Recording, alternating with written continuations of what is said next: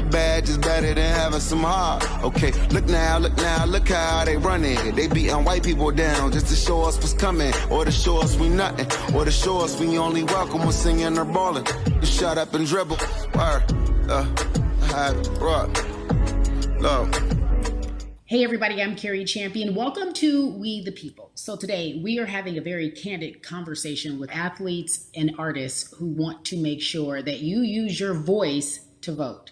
Voting is your voice. So we have so many different issues that have happened in this country. It's really, truly unprecedented time. So I'm looking forward to these conversations. I think you'll be educated as well as entertained, but most importantly, informed.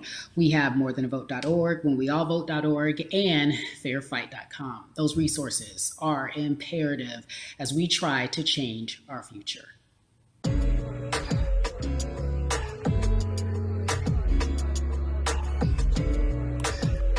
Yeah, la la. There's no way that we can talk about hip hop or even the fact that we want to talk about activism, Black voter suppression, without bringing in this guy straight from Port Arthur, Texas. We are talking about Bun B. He is an activist, a scholar, and an all-around gentleman. Thank you so much for spending some time with us. Bun, I don't want to start heavy, but I guess I have to because that's where we are in the world today. It's heavy as hell. And when you think about what needs to happen in this country in terms of change, what's the first thing that you think of? Equality. That's pretty much the first thing that comes to mind, right? Black people need to be seen as equals in this world. You know, we had to fight just to be recognized as a full citizen in this country and not 3/5. The world is now seeing what we've known for so long in the culture and in the community. The one way that we can fight is obviously voting. Talk to me about what voting means to you. I hear people all the time talking about one vote doesn't matter and that voting doesn't make a difference. If that's true, why do they work so hard to suppress the Black vote? Because they understand the power of the vote. And so it's time that Black people collectively also understand the power of their vote. And not just on a national level, because a lot of times we only have this conversation every 4 years. People need to be very much involved in their local politics. They need to understand who their elected officials are, where they stand on issues that affect you. And you need to use your vote to either support the ones that care about you and your condition, or to elect people who do. A newer initiative that we're dealing with is educating felons, right? So in the state of Texas, if you're a felon, right, if you've been to jail or to prison, but you're no longer on probation or parole, you have the right to register to vote. Another thing that was just brought to my attention, there's an initiative called Orange, which is happening not just in Houston, but all over the country. If you're in jail currently during pretrial, but you have not been convicted, like you're still in jail waiting for your day in court, you are still eligible to vote. And you said something so key. They work so hard to hope that we stay uninformed, but more importantly, to suppress the Black vote. If you could do one thing with this message that we're trying to send today about how important voting is, what type of images would you like our people to understand and see when they go to these polls and vote, or when they cast their ballots? I think the images that we've all seen, you know what I'm saying, for decades in this country, if not centuries in this country, we've seen Black people oppressed. We've seen Black people attacked. So every time you look back and you see those old black and white images of people of color being attacked by dogs and people of color being sprayed with hoses, that's what they were fighting for. Back then, they were just fighting for a chance to vote. People like Martin Luther King Jr., people like Malcolm X, these people died to help us be in a position to have the power that we have now, which is to be able to cast a vote and make a decision about the people that have controls over our lives.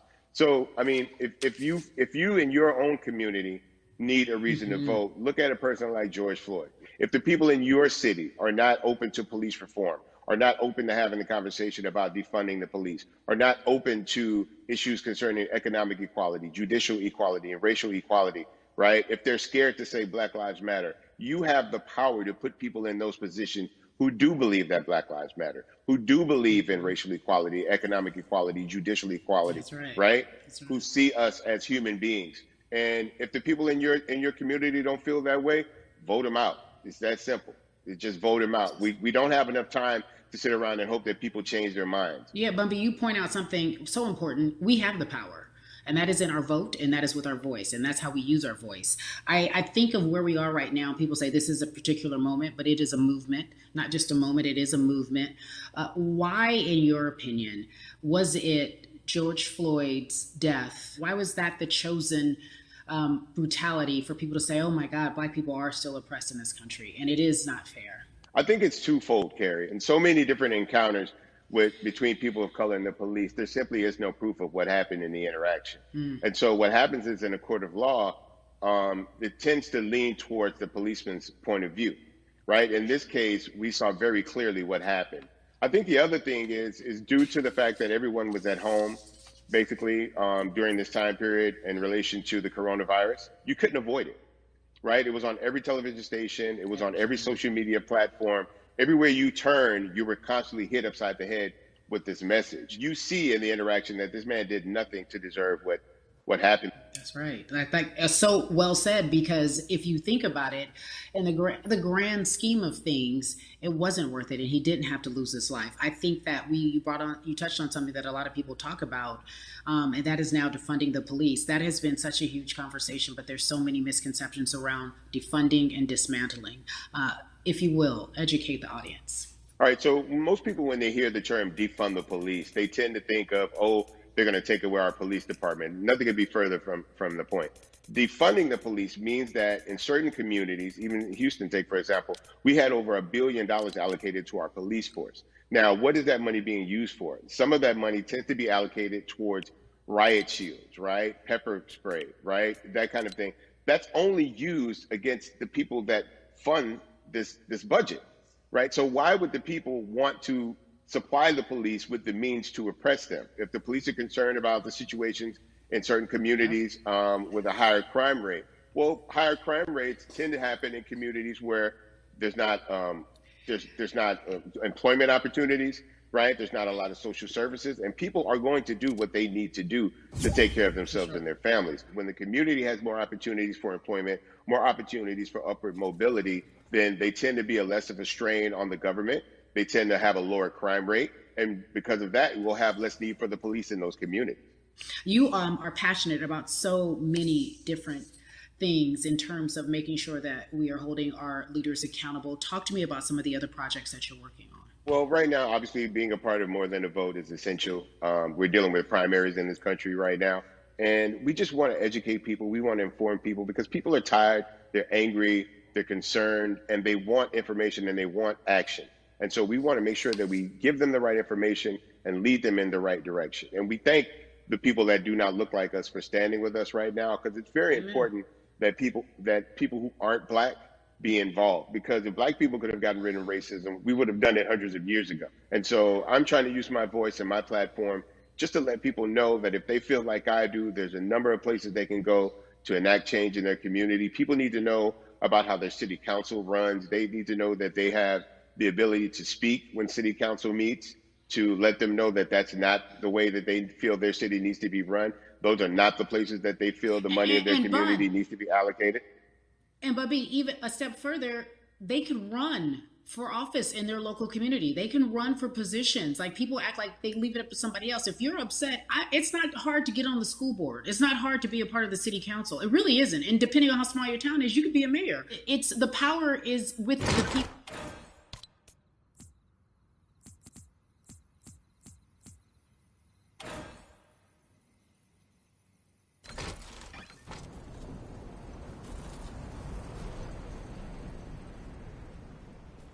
And she was elected to city council. Our own former president, 44, Barack Obama, right, started in the community as an activist, ran for an elected position, became senator, ran for another elected position, and became president of the United States.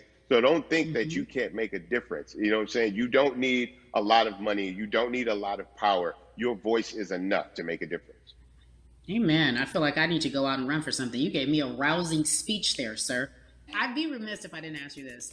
When I talk to my brothers, I have to ask you, as a Black man, how are you doing? Are you okay? I'm good. I'm good. I have a very strong relationship with God, so prayer definitely works for me. I have children and grandchildren who are watching me, who are encouraged by what I do, and they're proud of me right now, and that's really what matters, The change starts at home, so as long as you have a support system that believes in what you're doing and supports you in what you're doing, you have everything you need to go out there and fight the good fight. And for those that don't, there's a community of people here to help you. So you can go to places like morethanavote.org. There are many different places that will encourage you, inform you, and they will put you with groups of people that feel like you, that are ready to take action. So no one has to go about this alone if they want to do it. Yeah, we're stronger together. People have been saying it, but that has much more meaning now that we are in our movement, not just this moment. Bumby, it has been an education, always a pleasure. Thank you so much. I appreciate you. Keep fighting the good fight. Keep up the good fight.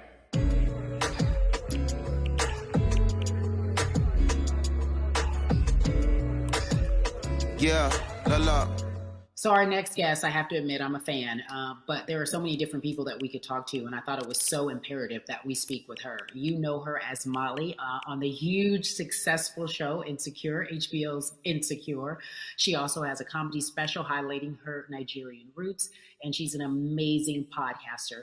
Let's welcome in Yvonne Orji, everyone. You have such a beautiful way of making things funny, giving us our medicine with some candy, right? The humor and the healing. You bring all of that to your space. And right now, as you look across this country and how everyone is so broken and so upset, if it's not social injustice, it's the pandemic, it's depression, it's unemployment, the list goes on and on. How are you doing, quite frankly?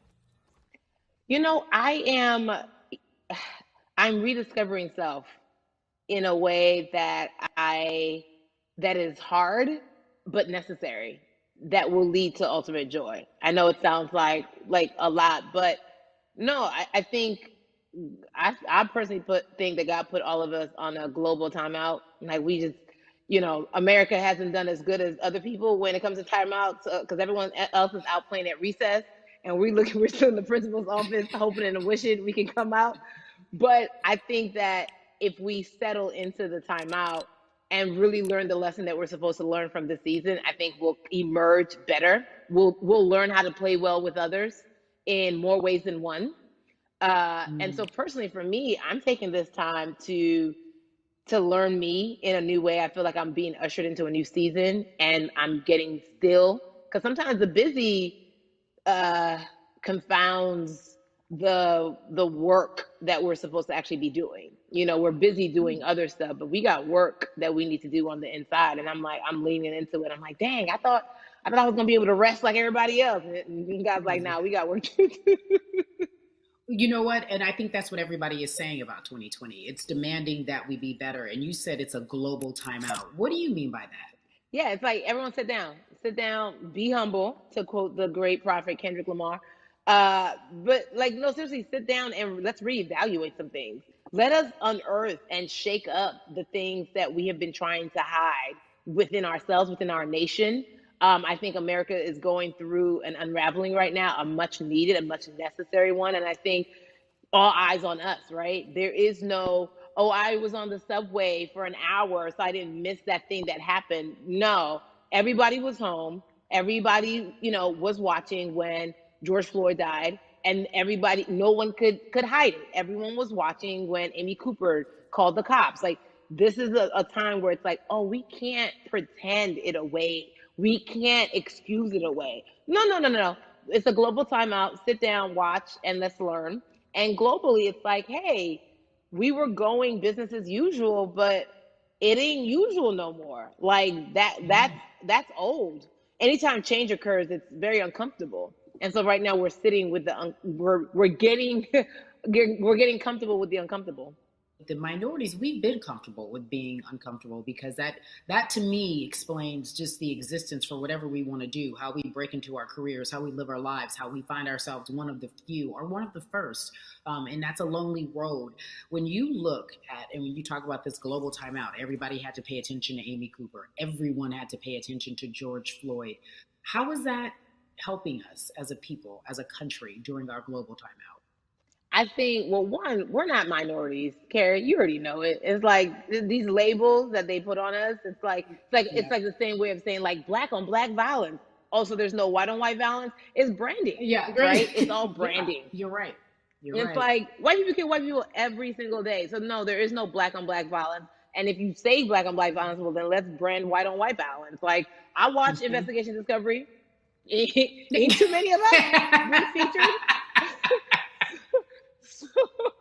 So, I just even like, but to answer your question, what does that do? I think what everyone expected is what has happened in the past when the world was still open, right? In that, okay, you had everyone from Trayvon Martin to Castillo to Sandra Bland, you had all of these lives lost, and Black people made some noise.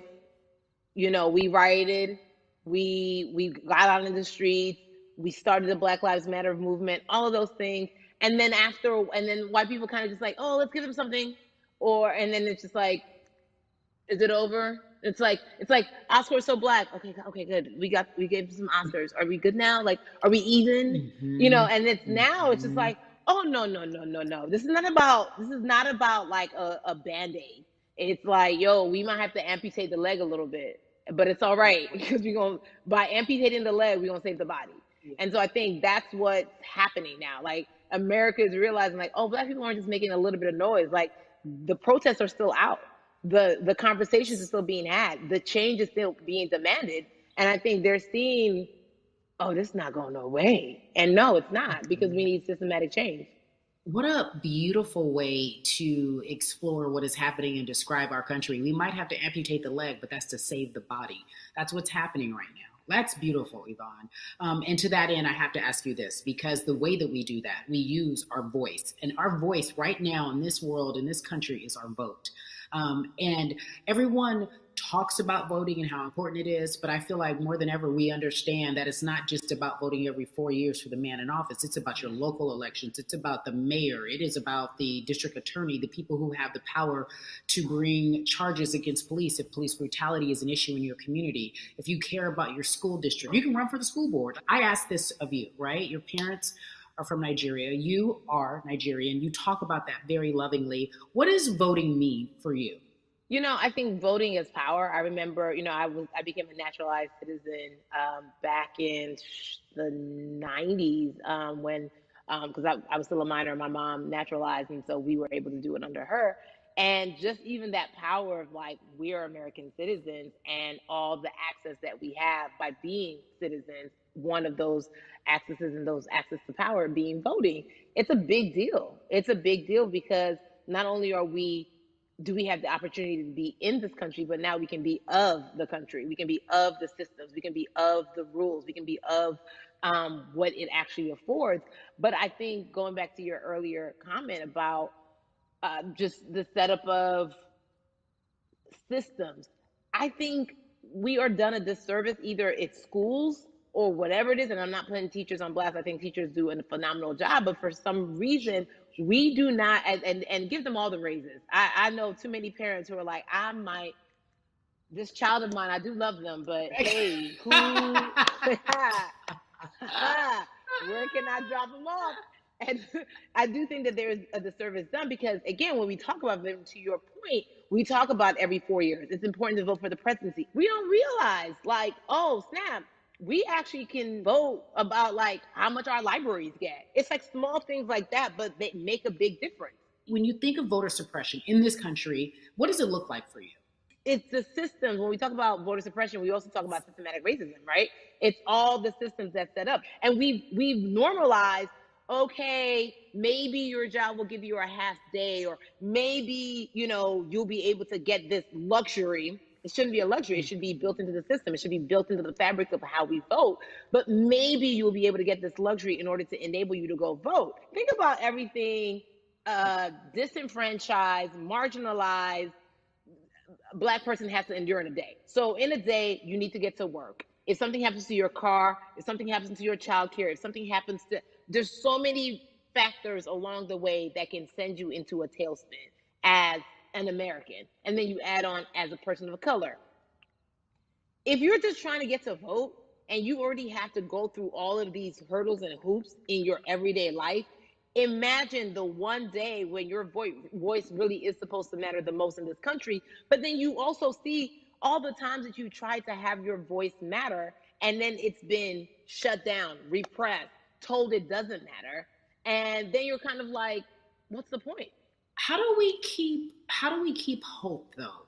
If I'm watching this right now, how do we as a people stay hopeful? How do we believe in the promise that these quote unquote forefathers have given us? Because have you met black people? By default, like hope is infused in our DNA. Like you know what I'm saying? Like by like if we haven't been broken now through be it through You're right. slavery, through Give it to me. Give capitalism, it to me. through Give it to me. colonization, through segregation, Yeah, you're right. through I mean, listen, the history of black people in this country is at one point we were 3/5 the people. Mm-hmm. That was a written law. And look at us now. We are whole. We are black girl magic. We are black boy joy. We are, you know what I'm saying? What I think about in terms of giving us hope, right? We're making a lot of people nervous right now, Carrie. We're making a lot of people nervous right now because they're like, dang, we put all these obstacles in their way, and these jokers are resilient. But that should give us hope. That should give us hope that, like, we can't stop, won't stop. I mean, I went to the school of Diddy, you know what I'm saying? Hashtag, Harlem shaking it right now. Can't stop, won't stop. And I think that's our motto. We can't stop voting and we won't stop voting. We can't stop marching and we won't stop marching. We can't stop thriving and we won't stop thriving. To that end, because you led me directly there, I've been asking everyone who's appeared on this platform, what does activism look like? And I feel like back in the day, we had an idea. Yes, it is marching. Yes, it is protesting. Yes, it is speaking out against things that we feel are not right or unjust. But talk to me about what activism looks like for Yvonne Orji. Listen, activism, I think the beauty of activism is that it has many faces, right? You're going to have the people on the front lines. Like, you know what? Martin Luther King marched, but there were a lot of women who were in the homes like, hey, BT Dubs, when they come back, this is how we support all the people who are marching on the front lines. And we're going to be here doing what we know to do best here. And you know what? Somebody needs to bail them out of jail so now we need to be in the community, getting money or whatever it is. So it's like everybody has a position to play. And so play your position like a shortstop, bruh. So whoever you are and whatever you do, play your position. So activism could look like, you know what? I'm not the one that's built to be on the front line, but you know what? My pockets go deep. So I'm going to support the people on the front line. I'm a comedian. Black joy is a form of activism. There's always a call for entertainers or celebrities that have the platform to do something. Why aren't you speaking out? I'm not a believer in thinking that it's mandatory. Like you said, everyone can be an activist and be activated in different ways. But talk to me about the connection. Talk to me about the marginalization in your world and how you feel like it even inspires you to say more and use your platform to do more. Beneath the surface of what we do, like Niecy Nash says, it's the who, right? The who is the person who's going to be like, hey, let me call this out. Either blind racism in terms of overt racism, in terms of ways that we can be better, in terms of ways that we can actually be more uplifting to the community that you may not even realize that you're serving. Before I let you go, talk to me about the urgency, in your opinion, for people to vote, our people to get out and vote this coming election. Yeah, I mean, guys, if you think you're tired now, I'm telling you right now, we cannot take this sitting down. We can't take this jokingly. I understand that it may be hard to figure out who to vote for, but at the end of the day, we got to vote for our families. We got to vote for our legacies. We got to vote for continued progress. We have to vote for upward mobility. We have to vote for equality in a way that is long lasting. And if we succeeded before, we can do it again. You talk about the hope. This is the time. This is not the time to give up. This is not the time to pretend a way that we haven't made progress. We have. There's still much more to be done. And you know what? We might have to get to a point where we pass the baton to our children and our children's children, but we still have work to do now for that generation. Von Orgy, you are everything. You are Molly, but you are not Molly. But I love you so much as Molly on HBO's Insecure. You are an amazing podcaster, Jesus and Joloff. Shout out to Lovey. And then we also have movies. Like you, the world, you're a model, a cover model. Also, wait, don't let me forget your hugely successful stand-up comedy special on HBO. Girl, you're doing it all. And I am so grateful. You are truly the dream, not just the American dream. You're the black girl, brown girl, do it all dream, the immigrant dream, everything. You're a beautiful, beautiful soul. I really, really mean that from the bottom of my heart. Yvonne Orji, ladies and gentlemen, nothing but the best and excellence personified. Thank you so much, my friend. I love you so much, Mama. Mwah.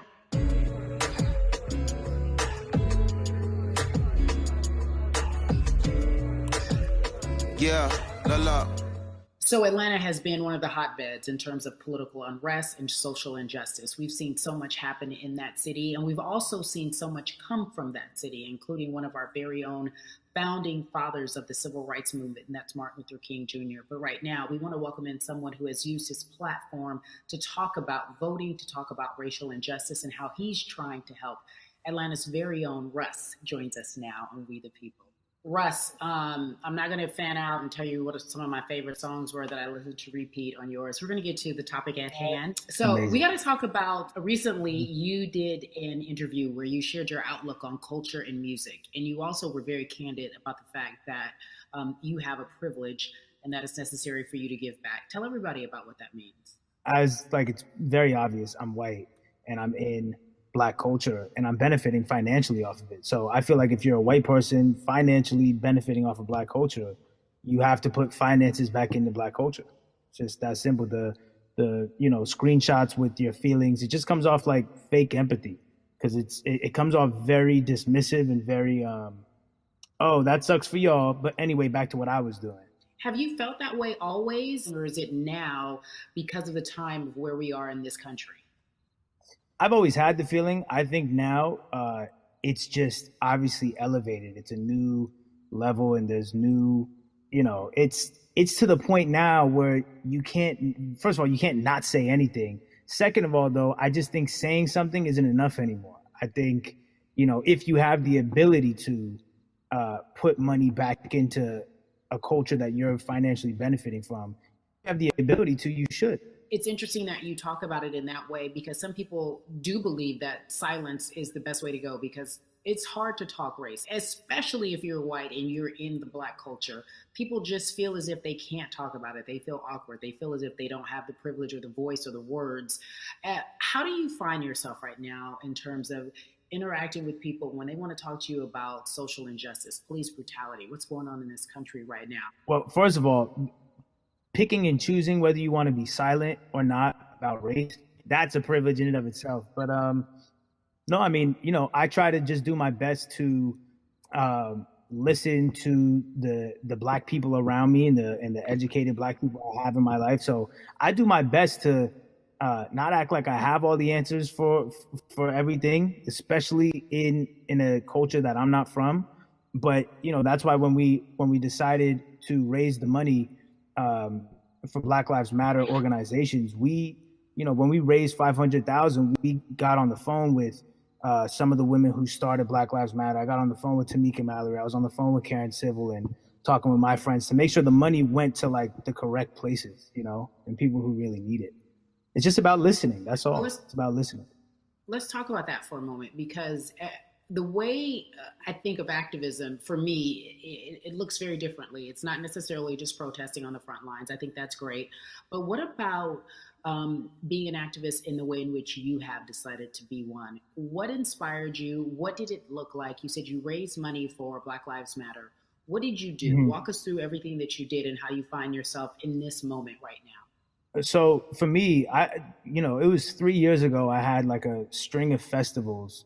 And I decided that I was going to wear T-shirts with a message on them because I figured what better time to use a platform than in front of, a bunch of people. So one of the T-shirts I wore was, if you want to change the system, speak up, white silence is pro-racism, the whole thing. And it didn't really it kind of got swept under the rug back then.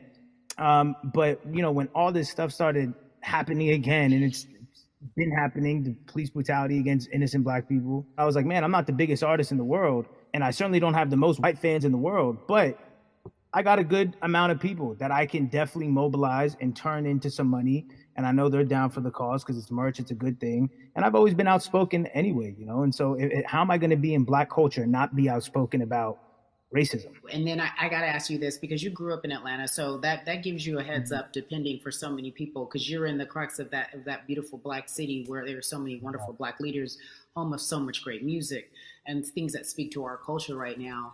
And we are really, really getting our word out, especially with this platform today, and saying that we must use our voice to vote.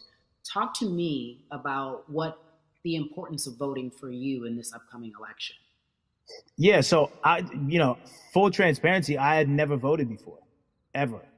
And because, I was one of those people who was like, my vote doesn't matter. And, and I don't know, maybe it's because I was younger, maybe it's because I really thought that, or I don't know, but I just think that it's got to, now this is a bit of a privilege to say it's got to a breaking point for me, because obviously it's been past the breaking point for Black people. But I think that as a whole, the young people need to get out and vote, because we're the ones that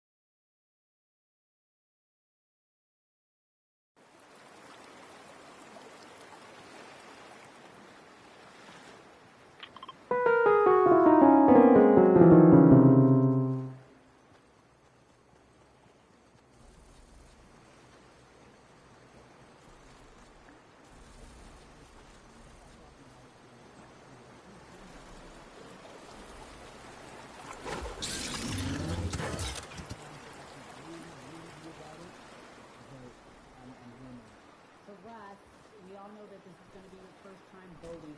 Tell me what that experience is going to be like for you in terms of what you're excited about. I think, what it's going to do for me, it's going to let me know that I'm contributing to something bigger than myself, and I'm actually putting my money where my mouth is, and I'm being about it. Because, for so long, and I know I'm not alone with this, but, standing on the outside and just screaming about this and that, and this should change, and it's like, all right, but did you vote?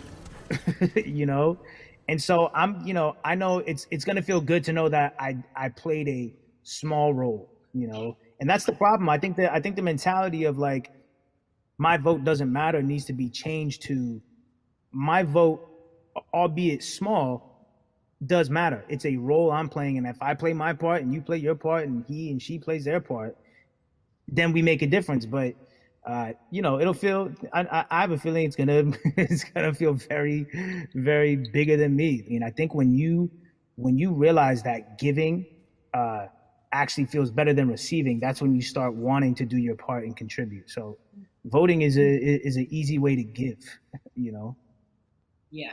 To whom much is given, much is required, and you have been given a huge platform, and we are so grateful for you, Russ. Philanthropist, artist, community activist, first-time voter. We appreciate you for doing this, okay? Thank you. I appreciate y'all.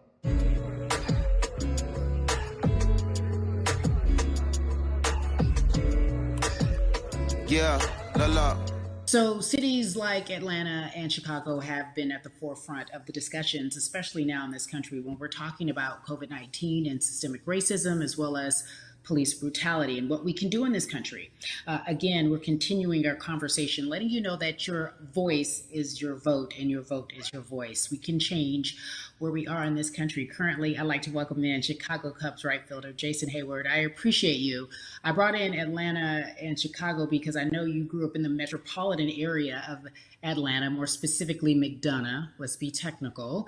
And you have been very vocal throughout this entire time in terms of what our country's been experiencing. Let's look at the past month and a half, if you will. What has been the hardest thing for you to deal with? The hardest thing for me to deal with, Carrie, this last month has just been going from the virus shutting everything down to us being called to action. We've had multiple police brutality situations.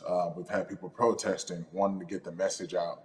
But I really realized that I need to be a part of the positive message and make sure that doesn't get lost in all the chaos going on, for people to actually hear from a reasonable, respectable person who cares about everyone involved. A reasonable, respectable person who cares about everyone involved, which leads us to More Than a Vote. It is a beautiful collective of Black athletes and artists. You are a part of that. Talk to me about why that's important for you right now on this, be a part of that collective. To me personally, it's important to be a part of that because I've somewhat used baseball and my craft as an excuse to not get more involved in voting. But I can't any longer use baseball and work as an excuse not to get educated, and not also to show people, like, at any moment in time, any walk of life, we can make a difference. So tell me in your words, what does activism look like for you? In my words, it looks like LeBron James, the biggest athlete right now on the planet, speaking up and breaking the ice for everyone. But I think for the first time, people see and hear from us. So now we have white teammates, we have other people speaking up and realizing, okay, like, this is how we go about doing this. And to me right now, social media, athletes speaking up, entertainers speaking up, like we're trying to do with More Than a Vote. You said something I thought was so key, because covering sports for so long, I know that it's tough for Black players specifically in Major League Baseball to talk about how they feel. Adam Jones did it in a very eloquent way early on, but there are very few that are vocal. You said you all were afraid. Why use that word, and why were you afraid? We was afraid because in 2019, there were 68 of us total. And there are 38 teams. There's 25-man roster on each team. There's a 40-man roster, which is on each team as well. And there aren't many of us. So we're outnumbered in that sense, but not always in a negative way when it comes to our teammates and our clubhouses. But to get to this point, you have to move a certain way. You got to be careful what you say. You can't ruffle feathers. You can't come off in any way. Much like other Black entertainers, much like yourself, probably having to live through life every day. But to get to the highest level, you got to button up. You got to be seen and not heard. So baseball, like I said, it was time for us to try and speak up and make a difference and show it's okay to do so, because we can't be quiet any longer. That is a button up, be quiet, be seen but not heard. That is an expression that a lot of Black folks can relate to in whatever aspect of professionalism that they experience, especially if they don't work for themselves. They just feel that. That is also a socialization that we have as Black folks, well, especially, like you said, if you want to get to the higher level. And for so long, I felt it bubbling right underneath the surface that so many of us who were in whatever positions we were, who had platforms, were tired of pretending and looking the other way and spending so much time making others comfortable while we were uncomfortable. Do you feel that this is the type of movement that is sustainable, or is it just for a time? No, it takes everyone joining in on the conversation. And right now, I feel like more than ever, there is little things as possible to distract from bigger issues. And we saw on draft day, we saw our president, Theo Epstein, holding up the sign saying Black Lives Matter and wanting to include the rest of MLB in that. But now we're having those conversations as well. So I definitely think this is sustainable, and it's not always just going to be the popular thing to do. This is something that people want to get right because they know we care. Jason, you said you think it's sustainable, that what you're seeing, especially with your colleagues in baseball, that this can be something where you're feeling more comfortable, feeling more safe to share how you feel about social injustice and police brutality. What are you doing right now in this moment with your platform to help change culture in the community about voting? Well, first, what I'm doing, Carrie, is joining up with More Than a Vote and joining up with other athletes and entertainers to get that message out and use our platform in that sense as a group. And try to create a brand with this to make it something that's not just about the election coming, make sure that it's about people getting educated for years to come and figure out where to vote and how to vote. We've got people in different areas that cover different demographics and influence different areas of people. And as a baseball player, as a Black baseball player, I feel like now, like we talked about, is finding the time to show people that you can use your voice in this profession. You don't have to be afraid. And to me, that can help someone, help a kid growing up. He can see me, he can see other guys that were in the video we posted saying, hey, this is what they're standing for. They're speaking up for these things, and it's okay to want to play baseball. It's not lame. It's not something I have to be as afraid of as I was before. So I feel like that's my role in this. I have a younger brother as well. He's 24. He also plays baseball. So I've got to lead by example. I can't just always, come up with a good answer that sounds good on TV when I get asked a question on, what do we need to do to make changes. I'm joining up here to make sure that I take action and get educated myself. For one, so many people, I feel like in Atlanta, they're on the move. Or when you want to try to make a vote and try and cast your vote, you have to do it by mail. You have to sign up for the absentee ballot. Then you have to get another ballot in return. They have to send it back to you. Well, for me personally, they didn't send that back until it was too late, right? We didn't get it in the mail to the address that's an Atlanta address at my parents' house. We didn't get that in the mail until it was too late. And then from other friends and family that are still in Georgia right now, I just hear about them being held in lines too long and trying to get off work. And we know how it is for any family, but let alone a Black family in the inner city or in the suburbs trying to take care of their family and trying to provide for them. You try to get off work, and then you're like, wait a minute. You start looking at the clock. It's like, oh, this is not going to happen today, right? And so I saw, Mayor Keisha Bottoms, reach out via social media to people and say, hey, I'm going to address these issues right now. I need y'all to stay in line to cast your votes. Keep hanging in there. So to me in Georgia, that's what that looks like. Well, it's interesting that you even bring that up because there have been all these images specifically from Georgia, because that's such a battleground, where you see people, especially when it came to the primaries, doing whatever it takes. And this is real life voter suppression that you're talking about. It's been happening for decades. It's not fake. What you're saying, these examples of sending you your ballot too late after the fact or shutting down the polls at 6 o'clock while people still are in line, that's a real life issue. There needs to be some type of change. And I think that what we're doing right now is fair. But the idea of voter suppression, do you think that is well known, especially with folks, within the generation, your generation? I think it's known in our communities, right? I don't think it's spoke on enough. I don't think there's been enough light drawn to it. Bring it to light. Let people hear about it. Let people learn about what that looks like. And get more people to say, okay, look, like this is going to happen. We have to expect this, and we can no longer make the excuse. We can't say they didn't warn us. Jason, everybody knows, or it feels as if everyone knows, that the time is now. America's paying attention to us. We have their eyes. We have their ears. If you look toward the future, what are you most excited about in terms of seeing a change? I'm excited about how fast the word is traveling. The word is being spread right now.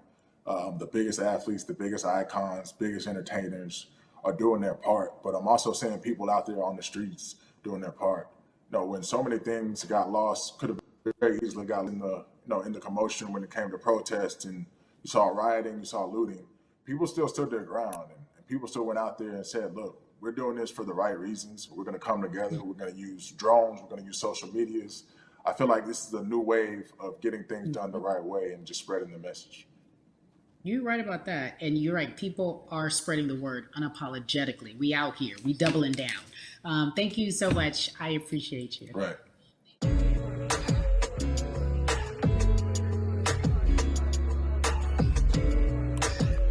Yeah, la la. Hey, everybody. I am so excited to welcome a friend, a brother, family member, if you will, former colleague, NBA great, sports analyst, philanthropist. He does it all. And he's here to give us his time and his platform to talk about something that is so important, that is voting. Everybody, welcome Jalen Rose to We the People. Talk to me about how important it is for the people who know you and love you and look up to you. Why is it so important that you use your platform to talk about voting? Initially, we have to get past the stigma of the mental systemic racism that comes with the presidential race, governors, mayors, senators, judges. We've been conditioned to believe that our vote does not matter. So usually when we looked up at all of those races and people that were running, not only did they not look like us, we didn't believe they were there to represent our best interests. So therefore, as a collective, we didn't mobilize until Barack Obama, and we felt a sense of hope that finally our country is going to do something that we felt would never happen in our lifetime. And I remember being at the inauguration in 2008. I made sure I was there. And we voted. In 2016, we didn't vote, Carrie. We didn't vote. And so many people try to make this political. This is not political. Me telling somebody to vote is like telling somebody to pay taxes. So that's one, getting over the stigma of nobody is going to represent our best interest. And then number two, the reality is that the person that gets the most votes doesn't necessarily win the presidency. That's uncomfortable right there, because that's actually what took place in 2016. The Electoral College chose the president. And if you put all of their pictures up, I'm pretty sure they look a lot more like each other than they look like you and I. How about that? And then the third thing, especially in urban environments, oh man, they create barriers for us, Carrie. It's like you got to jump over the fence, you got to run past the dog, you got to jump on the hood of the car. The lines is 5 hours long. You get up to the poll and they don't work. Elderly people working in the city, while they got the young people who understand technology working in the suburbs. Like, these are all systematic things that try to discourage us from voting. And then finally, we don't have a day off to vote. We need to work. So we don't get a day off. It's going to be a full day, and I got to work to pay my bills. So you know what I'm going to do? I'm going to mail in vote. And you know what you want people to realize? That counts too. So your vote will be counted if you're able to mail it in. So those are a few things that I hope that we can do and mobilize. And shout to LeBron and his team. Shout to you and everybody involved. We will make a difference. Well, let's talk about more than a vote. There is a Black collective of athletes, of artists coming together and saying voter suppression is a real deal, especially in the Black community. When you just talked about, I got to work, so I can't go vote. And then when we do get in the booth, just in case we don't have to work, do we know who we're voting for? Not only do we have to vote, we got to be educated. And it's not always even about the man who's in office or the woman who's in office for president. It's about your local elections. It's about the people who are your DAs, your state DAs, like the people who actually make change in your community, who will change police brutality, who will make sure that your community is taken care of, who will defund police and hope that they can help you in stopping police brutality. So talk to me about why you decided to be a part of More Than a Vote and what it actually means. Well, it means a lot to be involved with such an impressive collective, as you mentioned. And I said this multiple times, and I know it can be uncomfortable when I say it, but a lot of times we have to get to the root of the issue before we find a solution. And the quote was, I wish America loved Black people as much as it loves Black culture. And this collective, by the way, represents in a lot of ways what's encouraging, but also sometimes disappointing about our role as Black people in America.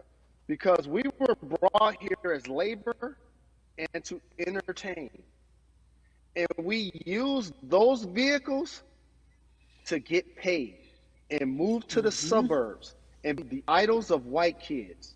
And so now that we have this collective, I would say Sports and entertainment represent the most powerful group of black men in the United States.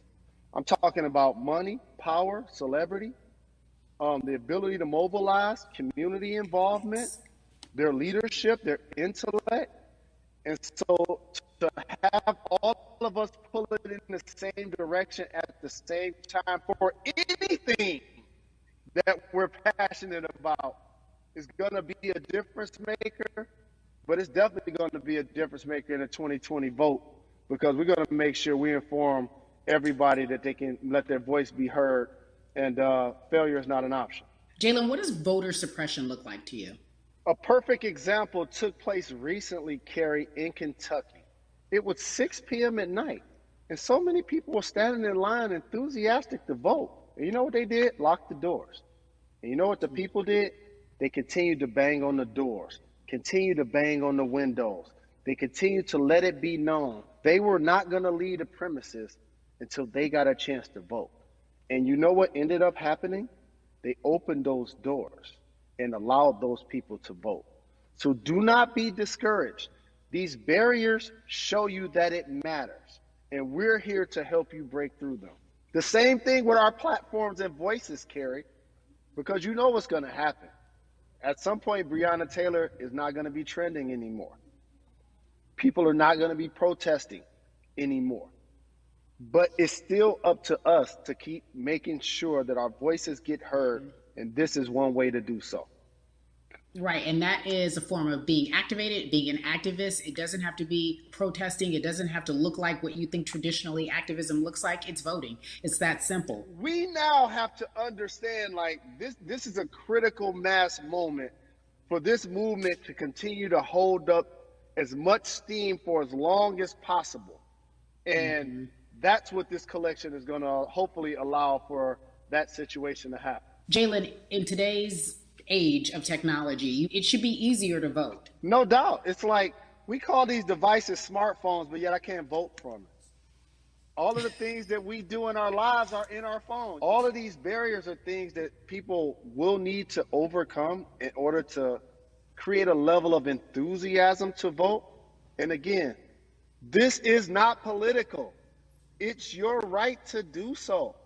And there's so many times where you feel like somebody may have gotten done unjustly in your community. Pay attention to who the judges are, who's running for Senate, mayor, governor. Pay attention who's running for president. And let's make sure in 2020 we make a difference. Why is more than a vote so important and invaluable in our community right now?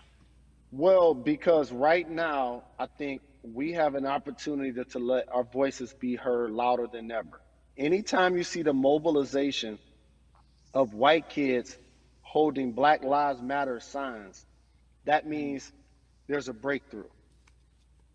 Now, what happens with that breakthrough is the next step. You're going to look down in your email, Carrie. You're going to see all of these companies telling you how they're going to work on their diversity and how they're looking themselves in the mirror. They need to make change, just like in sports, right? You look on the field and on the court, all those black players. The further you get up, it's like altitude or a ladder. It gets thinner and thinner. And so a lot of people talk about the system being broken. I hate to remind people that it's not broken. It was built this way.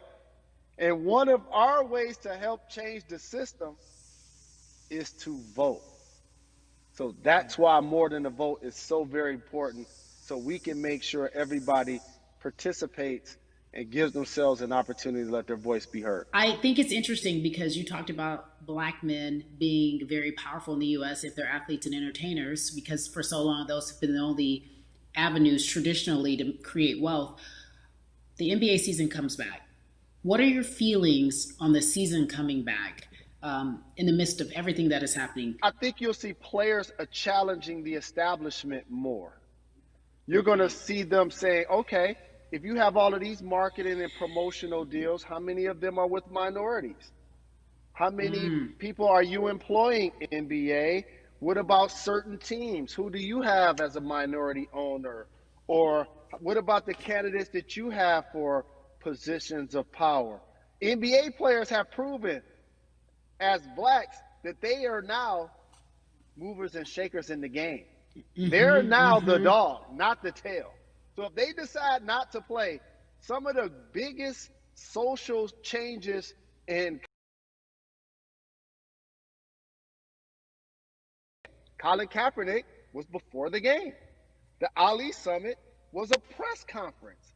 So they could mobilize if they chose to. But when and if you do play, challenge the league. Black Lives Matter on the jerseys. Continue to make sure that every time people are watching the game, they're also seeing the movement happen. Jalen, I appreciate you because you are always entertaining and informative at once. I really, truly am looking forward to the NBA season. Thank you for working with More Than a Vote because your voice, your platform, all of it is needed, my friend. Be safe, okay? Yes, ma'am. I love and appreciate you. One call away always. Thank you. Love you, brother. Love you too. Every conversation that we had today, I hope was helpful for you. I am so grateful to everyone who came on with me to talk about what's going on in our culture and how we need to change. Huge shout out to Jalen Rose, Bun B, Jason Hayward, Yvonne Orgy, and Russ. Their words were inspiring, but also important and invaluable. I hope your phone is full with all the information that we've been able to place in front of you. Again, you need to check out these resources because they are so important because we want you to vote. That is your voice. It is important. We, the people, want you to vote. So go to morethanavote.org, fairfight.com, and whenweallvote.org. Again, thank you so much for joining us and paying attention because this message, again, is invaluable. I'm Carrie Champion for We the People.